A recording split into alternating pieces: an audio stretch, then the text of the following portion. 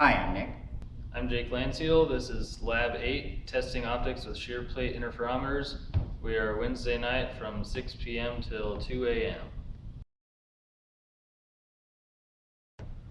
Here we have light coming in through the collimating lens and going into the shear plate interferometer.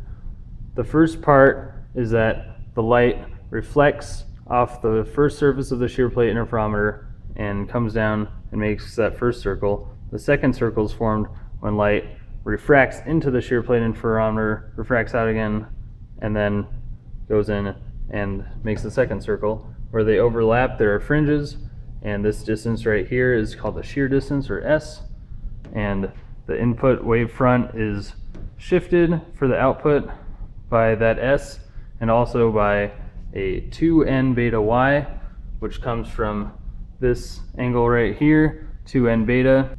2n beta y comes from the 2n beta here, which is the returning angle of normally incident light on the shear plate. And of course, when there's no wedge, that angle equals 0. So when there's no wedge, you can disregard that, and that leaves the output wavefront. For the optical path difference, we use normalized coordinates of xp and yp and a normalized shear distance of delta instead of s as before.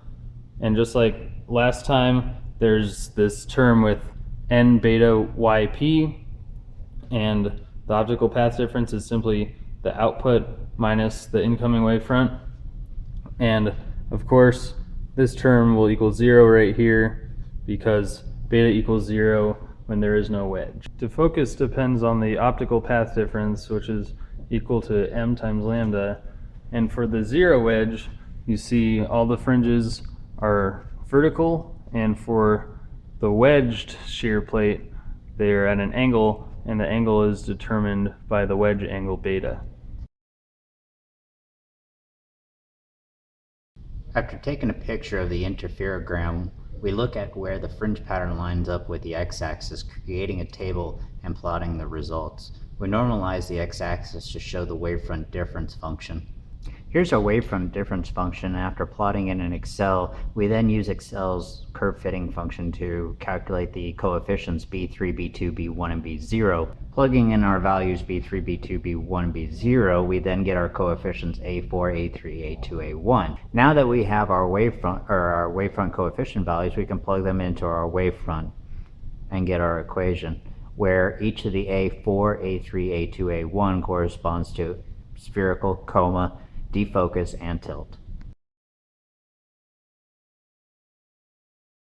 We start at the null fringe, and then as we translate the lens in the z direction, we introduce defocus, and this you can see in the fringes right here. So here, as we decenter the collimation lens, we're getting aberrations in our fringe pattern.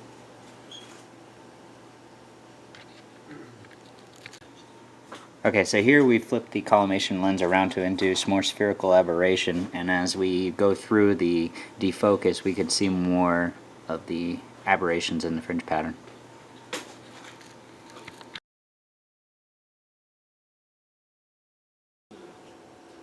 By adding defocus by shifting the z position of the mirror, we introduce more vertical fringes.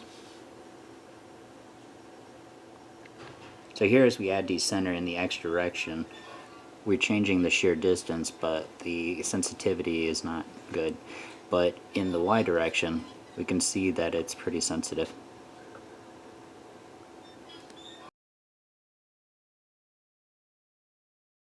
With this picture, we follow the steps that Nick already talked about in order to find A1 through A4. Then we plugged these values into Wyant's website and got the following picture. As you can see, the results were very accurate.